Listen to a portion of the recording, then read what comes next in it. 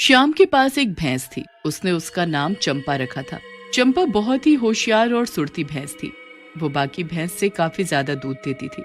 श्याम उसका बहुत ख्याल रखता था और हफ्ते में एक बार उसकी जांच भी करवाता था। दूध की कमाई से श्याम ने अपना बहुत अच्छा घर भी बनवा लिया था। ये सब देख गांव का एक आदमी जिसका नाम मुकेश था, वो श्याम से बहुत जलता था। भैंस तो उसके पास भी थी, पर उसकी भैंस चंपा जैसी नहीं थी, जिसकी वजह से मुकेश उसे बहुत मारता और खाना भी कम देता। एक वो है श्याम की भैंस चंपा, कितना दूध देती है वो। सुबह शाम दोनों टाइम बाल्टियां भर भर के दूध बेचता है श्याम। और देख कितना अच्छा घर बनवा लिया है उसने। और एक तू है मरगिल्ली सी, इतना ठूस ठूस के खाती है, पर दूध रत्ती भर देती है। इतने में महीने का खर्चा भी ढंग से नहीं चलता। तू इतना खाती है, सब कहाँ जाता है? बोल बोल ना। तूने आज तक मुझे इसी झोपड़ी में बनाए रखा, जबकि मैं और श्याम दोनों एक ही साथ भैंस लेकर आए थे। और आज वो कहाँ से कहाँ पहुँच गया। और मुझे देख, सब तेरी वजह से है। उस रात मुकेश ने गुस्से और जलन में अपनी भैंस पर बहुत अत्याचार किया और खाना भी नहीं दिया। ऊपर से कड़क ठंड में बाहर खुले में ही बंधा छोड़ दिया, जिसकी वजह से उसकी भैंस ठिठुर ठिठुर कर मर जाती है। फिर अगली सुबह मुकेश रोज की तरह भैंस का दूध निकालने आता है। अरे ये उठ क्यों नहीं रही? अरे इसे क्या हो गया? थोड़ी जांच पड़ताल करने पर मुकेश ने भैंस को मरा पाया, तो अब मुकेश आग बबूला हो गया। बस इसी की कमी रह गई थी। जो चूना भूसा था वो भी मर के साथ ले गई। अब मेरा खाना खर्चा कैसे चलेगा?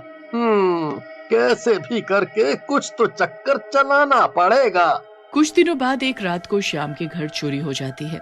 हाथापाई में श्याम की जान चली जाती है और उसकी भैंस चंपा भी चोरी हो जाती है। इधर मुकेश का नाम पूरे गांव में फैल जाता है। हर कोई उससे दूध लेने लगा, जिससे उसकी कमाई दिन ब दिन बढ़ने लगी और उसने कुछ ही महीनों में श्याम से भी अच्छा घर बनाकर खड़ा कर दिया। गांव भर में इसकी चर्चा होने लगी। अचानक एक दिन भैंस की तबीयत खराब हो गई। दूध के ग्राहकों को समय पर दूध न मिलने की वजह से लोग मुकेश से लड़ने आ गए। मुकेश ने भैंस को गुस्से में बहुत मारा। गुस्सा उतर जाने के बाद मुकेश शाम को फिर से दूध दोहने जाता है। इस बार भैंस हरा दूध देती है। ये देख मुकेश डर जाता है। फिर थोड़ा संभल कर मुकेश भैंस को एक डंडा मारता है, पर तभी वो भैंस भूतिया भैंस में बदल जाती है। पर मुकेश को इसकी भनक नहीं थी। मुकेश को बहुत गुस्सा आता है। वो उठता है और फिर से दूध निकालने जाता है। भूतिया भैंस फिर से जोर की लात मारती है और जो थोड़ा बहुत दूध पहले का निकला हुआ था वो बाल्टी भी गिरा देती है। मुकेश कुछ समझ नहीं पाता और जैसे तैसे भैंस को कमरे में बंद कर देता है और उसे रात भर कुछ खाने को नहीं देता। मुकेश रात भर सोचता है, आखिर ये भैंस ऐसा क्यों कर रही है? अभी तक तो ऐसा कभी नहीं किया। तभी किसी के चलने की आहट होती है और अचानक मुकेश की खाट को कोई खींचता है। मुकेश बहुत तेज चिल्लाता है, बचाओ बचाओ। अरे यहाँ तो कोई नहीं है। शायद से मैं सपना देख रहा होऊंगा। हाँ। फिर सुबह मुकेश जब दूध निकालने जाता है तो वहाँ के हालात देखकर वो हैरान रह जाता है। अरे मैंने तो भैंस को कमरे में बंद किया था, पर दरवाजा कैसे खुला है और भैंस कहाँ गई? तभी एक बच्चा लल्लन मुकेश के पास दौड़ते हुए आता है और कहता है, अंकल अंकल जल्दी चलो। क्या हुआ? क्या बात हो गई? आप चलो पहले, फिर खुद देख लेना। मुकेश उस बच्चे के साथ जाता है तो देखकर हैरान हो जाता है। उसकी भैंस गांव के लोगों के खेतों को पूरी तरह बर्बाद कर देती है और जो कोई उसको रोकने जाता वो उसको मार देती। सारे गांव वाले मुकेश पर भड़कने लगते हैं। मुकेश अपनी भैंस को रोको। पता नहीं यह कैसी भूतिया हरकतें कर रही है। ये हमारे खेतों को बर्बाद कर रही है। बताए देते हैं, रोक लो नहीं तो अच्छा नहीं होगा। इसका भुगतान तुम्हें ही भुगतना पड़ेगा। जैसे मुकेश उसे रोकने जाता, भूतिया भैंस उसको अपने सींग से उड़ा देती है। जैसे तैसे सब मिलकर उस भूतिया भैंस को कंट्रोल कर लेते हैं, पर गांव वाले मुकेश को बहुत सुनाते हैं। क्यों रे मुकेश, तेरी भैंस ने हमारी सारी फसल खराब कर दी। अब इसकी भरपाई कौन करेगा? बोल। पूरे साल हमने मेहनत की थी और उसने एक पल में सब पर पानी फेर दिया। कौन क्या करेगा? यही करेगा भरपाई। या तो फसल के पैसे दे या साल भर मुफ्त में दूध देगा हमें ये, वो भी दोनों टाइम। हाँ हाँ, ये सही रहेगा। ये सुझाव पसंद है हमें। मुफ्त में दूध देगा ये मुकेश हमें साल भर। हाँ। सब लोग खुद ही फैसला कर लेते हैं और मुकेश के सर थोप देते हैं। भला मुकेश कहता भी क्या? मुकेश को गुस्सा तो बहुत आ रहा होता है, पर वो बहुत दुखी भी हो जाता है। क्या सोचा था और क्या हो रहा है मेरे साथ? भगवान मेरी जैसी किस्मत तो किसी को भी ना दे। इतनी फूटी किस्मत है मेरी कि सोना भी मिट्टी बन जाए मेरे हाथों में आके। तभी एक रात अचानक तबेले में से आवाजें आने लगती हैं। मुकेश उठकर देखने जाता है। उसकी नजर भैंस की पूंछ पर पड़ती है जिसमें आग लग जाती है, पर वो ये देखकर हैरान हो जाता है। अरे, आग लगने के बाद भी ये भैंस कुछ कर क्यों नहीं रही है? इसको आग का असर नहीं हो रहा है क्या? क्या हुआ मुकेश? घबरा क्यों गए? पानी डालो, आग बुझाओ, मेरी पूंछ जल जाएगी। और इतना कहकर वो जोर जोर से हंसने लगती है। तुम्हें जलन नहीं हो रही है क्या? तुम इतनी आराम से कैसे खड़ी हो? मुकेश को अचानक अपने शरीर पर जलन लगने लगती है और वो देखता है कि उसके शरीर में आग लगी हुई है। मुकेश चिल्लाते हुए बाहर आ जाता है और जोर जोर से चिल्लाते हुए कहता है, बचाओ! इस आग से कोई बचाओ, नहीं तो मैं जल जाऊंगा। अरे कोई आग बुझाओ मेरे ऊपर से, बहुत जलन हो रही है।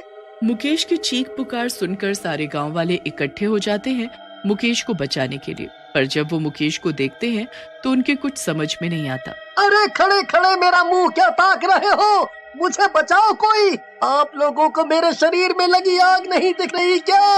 अरे बुझाएं तो जब कहीं आग लगी दिखे हमें, हैं? पहले ये बताओ भाई मुकेश कि आग लगी कहाँ है? मेरे कपड़ों पर तुम्हें आग लगी नहीं दिख रही क्या? सब लोग मना कर देते हैं। फिर मुकेश खुद को देखता है तो उसे भी कोई आग नहीं लगी दिखती और न ही उसका शरीर जला हुआ था।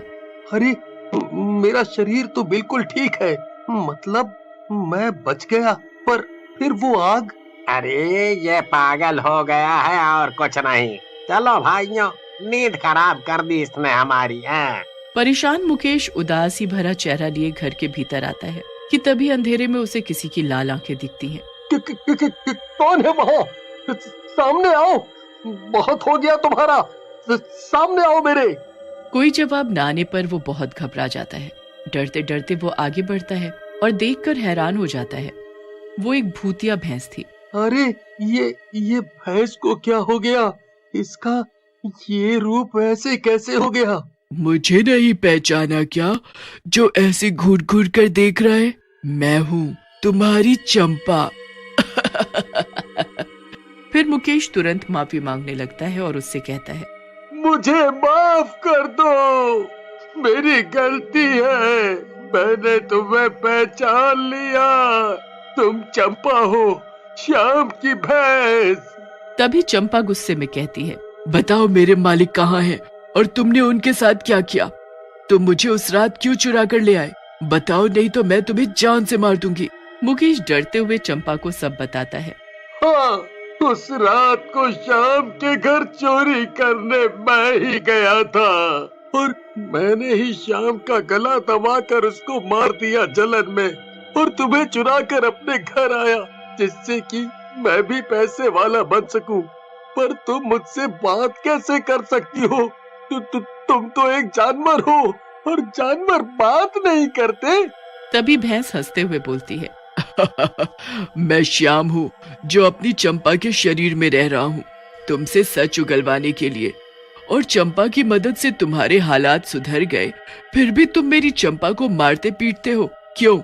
इसीलिए मैं चंपा के शरीर में आकर तुम्हें परेशान कर रहा था, जिससे कि तुम्हें ये एहसास हो कि जानवर भी सजीव होते हैं और इनमें भी जान होती है। हम इन्हें प्यार से रखेंगे तभी ये हमारी बात मानेंगे और हमारे लिए कुछ करेंगे। ये सब सुनने के बाद मुकेश रोते हुए श्याम और चंपा से माफी मांगता है और कान पकड़कर कहता है, अब से मैं हर जानवर को प्यार से पालूंगा और ध्यान रखूंगा उनका, और मुझे माफ कर दो श्याम, मैं तुम्हारी जिंदगी तो वापस नहीं कर सकता, पर मैं वादा करता हूँ तुम्हारी चंपा का बिल्कुल तुम्हारी तरह ख्याल रखूंगा। ये सुनकर श्याम की आत्मा सुकून की सांस लेती है और चंपा के शरीर से चली जाती है।